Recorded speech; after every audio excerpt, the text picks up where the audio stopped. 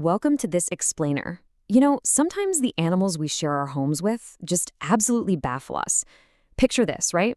You've got a completely normal dog in your typical quiet American suburb. He's living the good life. But then, out of nowhere, he starts showing this bizarre, frankly obsessive behavior in the dead of night. Like exactly at 2 a.m., the quiet of the house is entirely shattered by frantic digging in the backyard. What's actually happening when a loyal, predictable pet just goes completely off the rails? Well, the answer to this one is going to totally change how you look at your own dog. Okay, let's dive into this. To figure out this whole weird phenomenon, we're going to treat this like a chronological mystery box, right? And we're going to solve it right alongside the Carter family. So the big question we've got to keep in the back of our minds as we look at the facts is simply this. Why on earth was Max digging? Was it just some sudden behavioral issue? Was it, I don't know, a wild instinct kicking in? Or was it something else entirely? Section 1. The Midnight Mystery, a Sudden Obsession. Now, before things get too weird, you've got to understand who Max actually is. He's a 6-year-old Labrador retriever, and according to the Carter family, this dog was literally everything you'd ever want in a family pet. Deeply loyal, playful, just incredibly gentle. His absolute favorite thing in the whole world was sleeping right beside the family's little girl, Emma. He was a creature of cozy, predictable habit, you know? But then, a switch just flipped. And notice the crazy specificity of the timing here. Every single night, at exactly 2 a.m., Max would sprint into the backyard and start frantically scratching at one specific corner of the yard.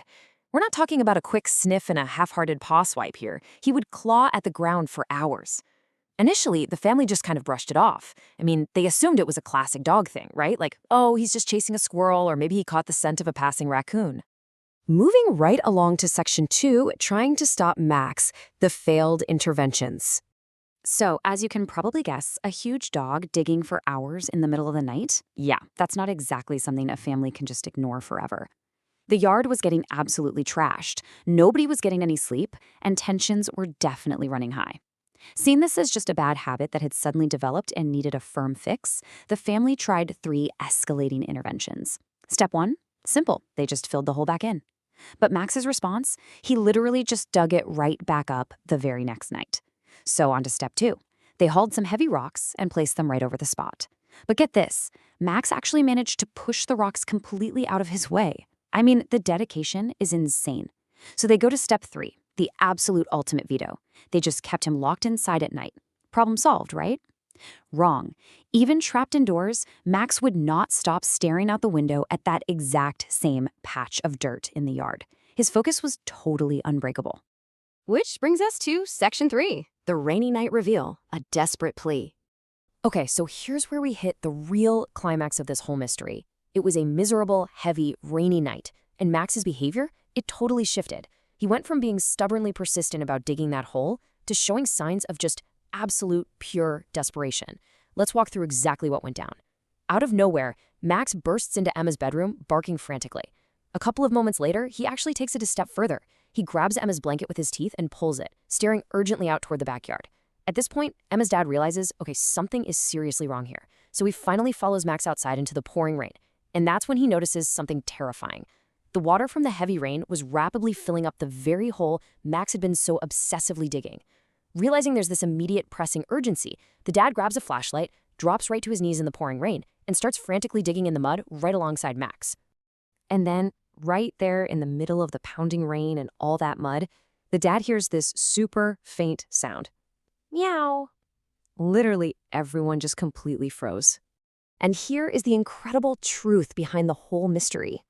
Deep beneath the mud in that backyard, there was an old drainage pipe, and trapped inside of it, a tiny, abandoned kitten.